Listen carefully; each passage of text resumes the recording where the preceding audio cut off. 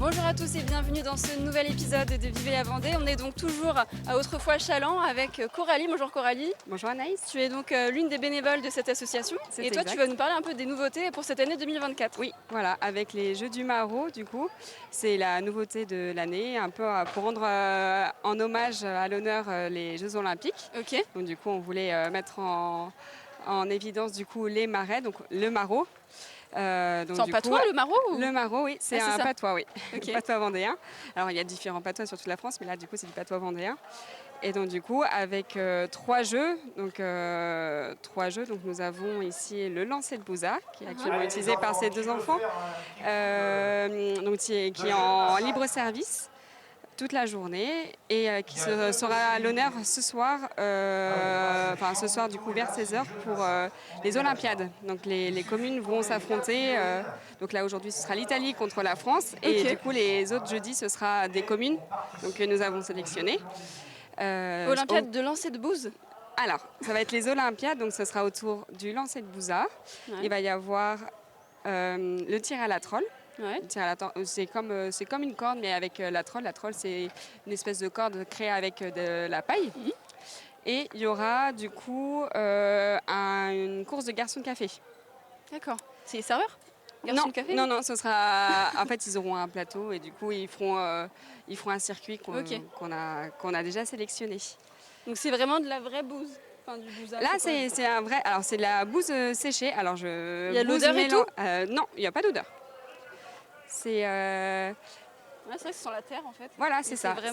C'est de la bouse mélangée avec de la paille et séchée. Apparemment, c'est quelque chose d'ancestral qui est fait. Vraiment, c'est une technique particulière que je n'ai jamais vue personnellement. Mais apparemment, ça se faisait beaucoup à l'époque. C'est ça.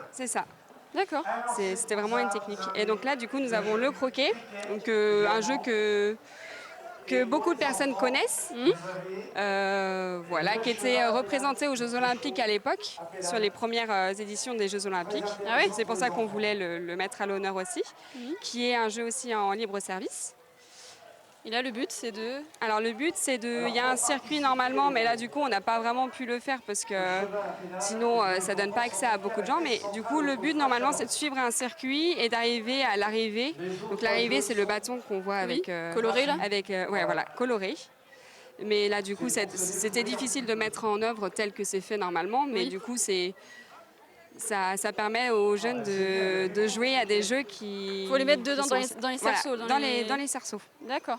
Et faire tout le parcours le plus vite possible. C'est ça. D'accord. Généralement, c'est chacun son tour, mais là, du coup, tout le monde joue sur libre service, donc tout le monde joue en même temps, donc c'est pas...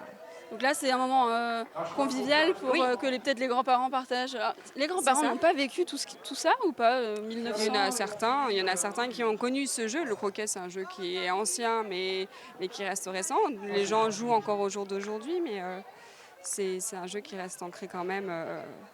C'est familial, quoi. Voilà, c'est ça. Et puis ça permet de remettre à l'honneur les jeux hors des jeux vidéo. Ça change beaucoup de jeux vidéo. Et le dernier, c'est les sulky. C'est comme une course de chevaux, mais avec des sulky. Les sulky, c'est des chevaux du coup en statue avec un petit chariot derrière.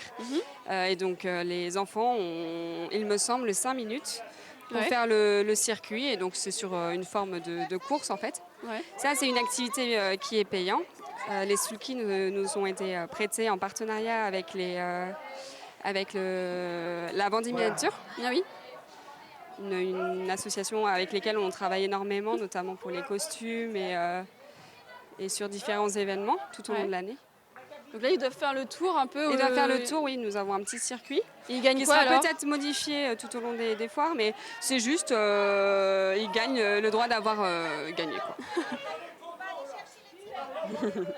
Alors c'est la première édition où on fait toutes ces nouveautés, donc c'est encore en cours de rodage. Les adultes ils peuvent regarder, mais ils ne peuvent pas non plus se mettre dessus, là, ça va casser. C'est ça, c'est jusqu'à 10 ans maximum. D'accord. Et donc du coup, oui, c'est 3 € les 5 minutes. Donc ça, c'est les principales nouveautés. Il y en a d'autres où là, c'est les 3 jeux Alors, il y a les 3 jeux, il y aura aussi les Olympiades, comme je disais, à 16h. Pour les autres dates aussi, en août par exemple. Pour les autres dates, du coup, ils seront tous sur place. Les Olympiades sont aussi sont aussi présents. Il y a une nouveauté aussi, il y a beaucoup de nouveautés sur toute la foire, mais le soir, du coup, on va mettre aussi à disposition dans la kermesse. Donc, le soir, on fait une kermesse derrière la salle Louis-Claude Roux, qui est emmenée par un cortège. Sur place, du coup, il y aura la Bignet.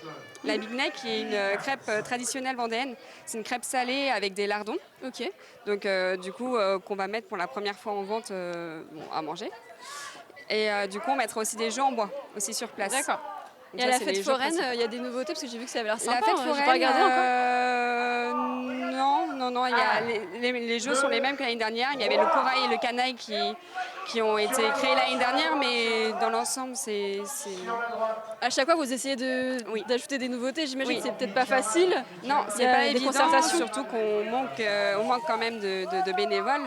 Et donc, du coup, pour s'investir à l'année, c'est pas évident. Ah, il y en a moins. On en a moins, effectivement, vu qu'ils sont vieillissants.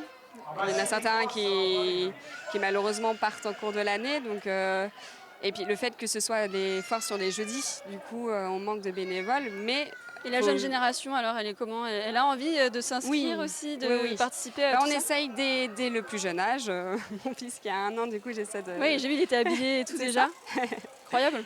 Et donc, du coup, après, on a la pouponnière, où ils ont presque jusqu'à 6 ans. On a le coin Canton qui permet aux enfants aussi, l'école, la fête foraine, il y a encore quelques enfants. Donc, c'est des jeunes âges, en fait, qu'on donne envie aux enfants de vouloir s'investir. C'est comme ça que j'ai commencé. Ouais.